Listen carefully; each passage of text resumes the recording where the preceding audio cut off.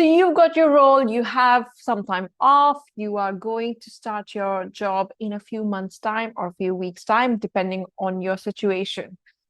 Is it time to just hang in the towel, enjoy, sit back and relax? Absolutely, sit back and relax. But there are 5 things you must start preparing if you want to have great impact in your role. They're not going to take a lot of time. So I'm not asking you to slog through your garden leave, through your break, but just having a bit of think about these things can make so much of a difference. So we are going to cover those 5 things in today's video. Hi, my name is Shuf Faujdar. I'm a Singapore-based job search strategist and career coach and a former corporate recruiter. I am also a LinkedIn top voice on job search and careers, so please do follow me there. And if you haven't already, please subscribe to this channel. I release 2 new videos every week. One Tuesday, nanotip, less than 2 minutes actionable item, and a deep dive on Thursday to help you with all things related to job search and career development. And today's video is going to be about preparing to make the most of your new job. The number one thing you want to do when you've got an offer signed, resigned, everything is done, is to tee up with your current organization to see when are they going to make this particular announcement, because you want to be able to create a list of all the important people you want to have one-to-one coffees, lunches, conversations before you leave the organization. Since you're still in the ecosystem, it is going to be so much easier to have those talks. So start preparing your list of stakeholders, work with your manager and the HR to see when they are going to announce it, and reach out to the people. And when you know when they're going to announce it, just ask them, is it possible for you to send your email to tell them that you're leaving the organization? Craft that email. Make it interesting. Make sure that they know how to connect with you and send it out to the organization wide. Now, different organizations would have different nuances, different rules around it. So please do work with your HR and the manager. If you can't send that email till your last day, at least ask them if you could reach out to some of the stakeholders and have these conversations and use this time to build a relationship. In the similar way, it is about communication. Communication is very important. And one of the aspects of communication is how are you presenting it to the outside world, to externals, through your LinkedIn profile. Now, I like to divide it into 2 different posts. I feel a lot of people react and interact and engage so much more when we have some personal updates. So you've got 2 big updates. You're leaving one organization, you're joining another organization, maximize them both.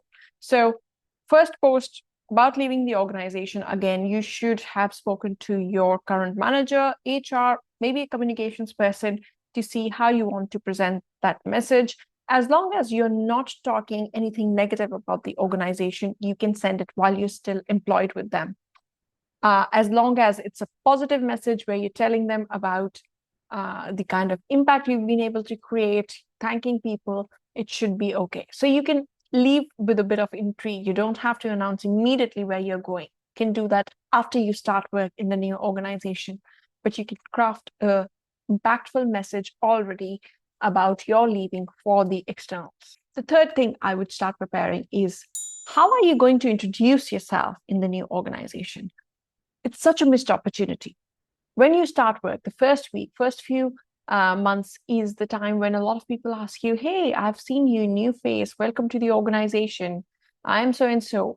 Who are you? This is such a golden moment to introduce yourself in a memorable way.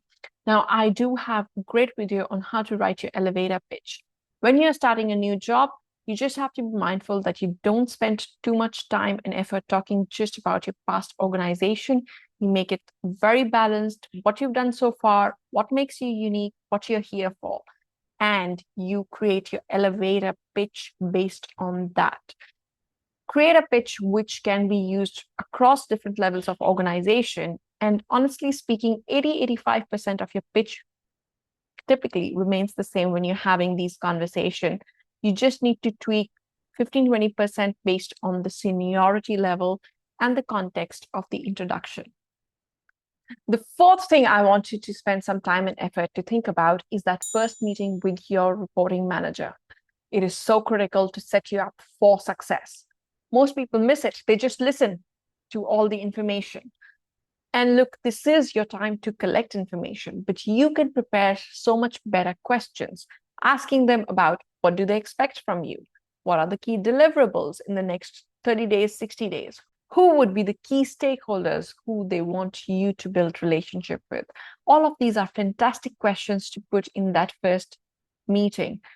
You can also, depending on who the manager is, how the interviews have gone, talk a little bit about the personal front. In some cultures, talking a bit about your personal life or something outside of work, if you don't want to talk about family and all, adds a layer of familiarity. It makes that first move to building a relationship which is professional, yes, but it also has elements of your personality to it.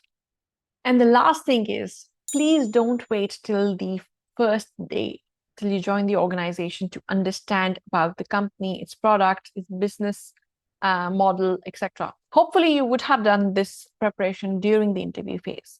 If not, please do a deep dive. Use AI tools like ChatGPT, Gemini to have a very quick rundown on what these particular areas are, what's happening within the organization. If you can, listen to some interviews of management.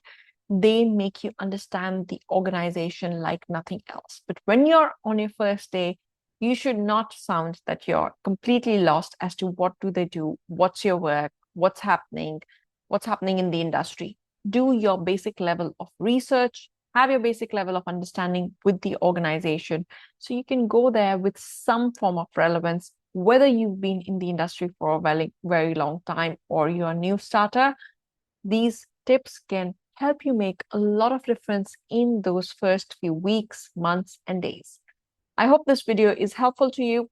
It's just to get you to start thinking about things which are common sense, but a lot of us don't have the time to think and make an impact on. And if there's anything else you would like to add, please do add in the comment. If you have any questions around your career and job search, please also add in the comments and I'll see how I can make a video regarding that. And please do subscribe to the channel. Until next week, go make an impact.